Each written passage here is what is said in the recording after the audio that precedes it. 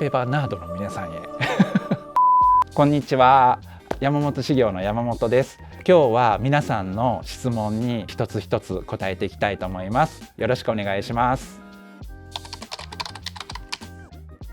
和紙の作ってるのは見たことあります？まず和紙の特徴っていうのは、繊維をタッパーの中に入れて糊と一緒に攪拌させるんですね。浮いた繊維をこういった巣っていうんですけれども、こうすくい取って揺らして繊維を絡ませるんですよ。でこれを何度かやるうちに繊維だけが、水は落ちて繊維が残るんですね。でその繊維絡み合ったのが残ったのが紙になります。僕はコスモノートでテストしたんですよ。コスモノートで手を押さえて塗ってみました。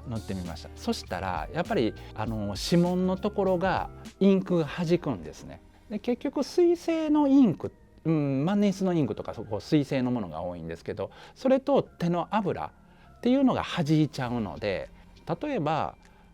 ブルーブラック系のインクだとそんなに弾きません。でもイエロー系とかピンク系の割とこう水性なインク、そういったものは油と反応して弾いちゃいますね。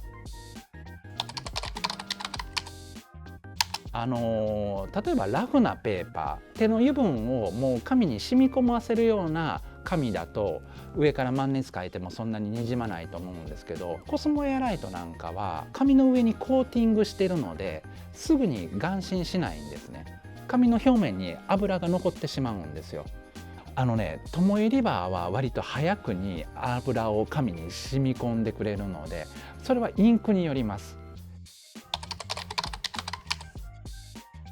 ありますよ、あります。ぜひこれで探してください。この中に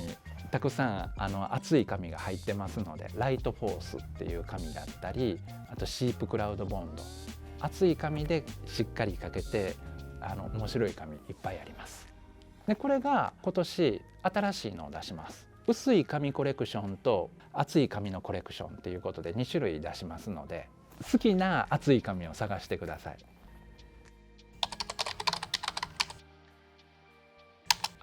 僕たちが使ってるのは ISO 規格っていう国際基準の規格サイズなんですね。ただここアメリカではアメリカ基準サイズっていうのがあって、アメリカとかカナダで使われているサイズです。新しいペーパーテイスティングにはサイズの知識っていうのを入れてるんですね。このペーパーテイスティング買っていただいたらこれが入ってるかもしれません。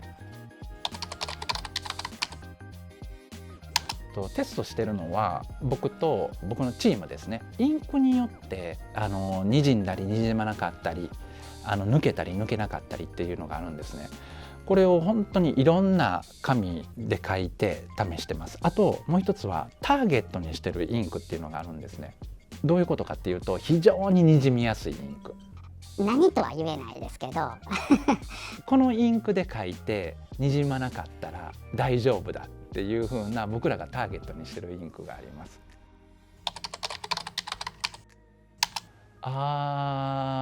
ずっと変わるんですけれど、最近好きなのはシープクラウドボンドかな。透かしてみるとシープクラウドが見えるんですよ。でそれがすごい僕好きで、万年筆も全然にじまないし抜けない紙なので好きです。あとちょっとしたメモとか誰かにメッセージ渡す時に割と僕黒い紙を使います。万年筆とは関係ないんですけど、例えばジュースアップメタリックとかマットホップとか使って黒い紙でねメッセージ書いてあげるとすごい可愛いんです。だから黒い紙もおすすめです。今和紙と洋紙の区別はすごく曖昧なところになってるんですけれども、その技術自体はその中国からので開発された技術っていうのが日本に入ってきて、で今の和紙の生産が始まりました。その輸入されてきたウエスタンペーパーとは区別するために、僕たちは洋紙っていう呼び方してますけど、和紙っていう名前が付けられました。今機械で作ったりもしてます。ただその産地、もともと和紙を作ってきた産地の系統を受け継いでいるもの、これを今和紙って呼んでます。海外から入ってきたその洋紙の製紙技術を引き継いでるのを洋紙っていうふうに呼んでます。もともとの産地の系統を受け継いでるかどうかっていうところで区別してますね。